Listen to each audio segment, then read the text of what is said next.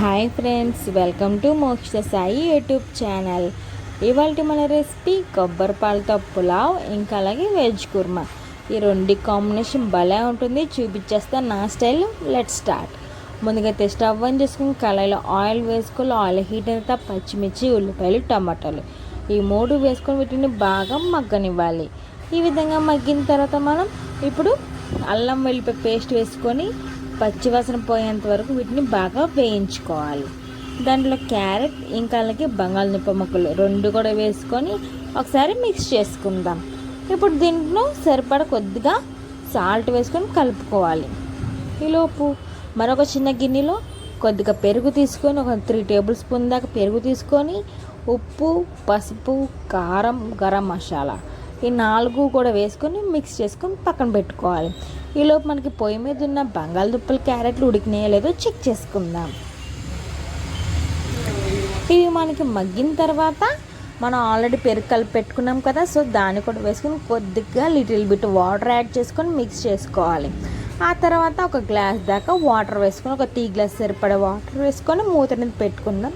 ఒక 5 మినిట్స్ తర్వాత మళ్ళీ తీసుకొని కలుపుకోవాలి. సో ఈ విధంగా మొత్తాన్ని కలుపుకున్న తర్వాత మనకి ఆయిల్ అనేది పైకి తేలి చక్కగా దగ్గర పడుతుంది. సరిపోద్ది అనుకుంటే కొత్తిమీర వేసుకొని సర్వ్ చేసుకోవడమే.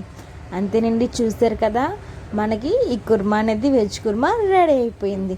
మనం ఇప్పుడు చేసుకున్న పులావ్లోకే కాదు, ఇంకా బిర్యానీస్, చపాతీస్, రైస్లో కూడా చాలా అంటే చాలా బాగుంటుంది. తప్పకుండా ప్రతి ఒక్కరు కూడా మన వీడియో చూసిన వాళ్ళు ఎక్కడ స్కిప్ చేయకుండా వీడియో మొత్తం ఫుల్గా చూడండి. అలాగే ట్రై చేయండి రెసిపీస్ కూడా. నెక్స్ట్ వచ్చేసి కొబ్బరి పాలతో పులావ్ ఏ విధంగా చేయాలంటే స్టవ్ ఆన్ చేసుకొని బాండీ పెట్టుకొని ఆయిల్ వేసుకోండి. ఆయిల్ హీట్ అంతా పలవ సామాగ్రి వేసుకొని పచ్చిమిర్చి, ఉల్లిపాయలు, టమాటాలు ఈ 3 కూడా వేసుకొని వీటిని బాగా మగ్గనివ్వాలి. అందులో మనం అల్లం వెల్లిపాయ పేస్ట్ కూడా వేసుకొని పచ్చివాసన పోయేంత వరకు వేయించుకోవాలి. ఇవి వేగిన తర్వాత కొత్తిమీర, పుదీనా కూడా వేసుకొని ఆకును కూడా మగ్గనివ్వాలి కొద్దిసేపటి వరకు.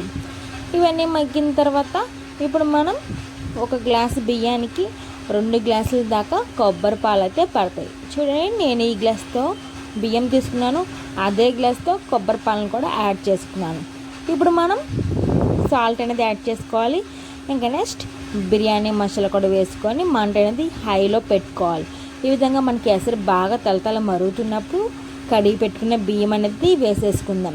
వేసుకొని ఒక 3 to 4 మినిట్స్కి మంట అనేది సిమ్లో పెట్టేసుకొని మూత అనేది పెట్టుకుందాం. ఒక 10 మినిట్స్ తర్వాత ఓపెన్ చేసి చూద్దాం. చూడండి, మనకి గుమగుమలాడే కొబ్బరి పాలతో పులావ్ అనేది రెడీ అయిపోయింది.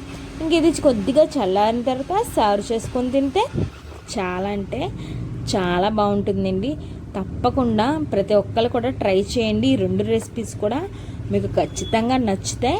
ఇంకా అలాగే మన ఛానల్ ఎవరైనా కొత్తగా చూస్తున్నట్టయితే ప్లీజ్ అండి సబ్స్క్రైబ్ చేసుకోండి. చాలామంది వీడియో చూస్తున్నారు కానీ సబ్స్క్రైబ్ చేసుకోవట్లేదు.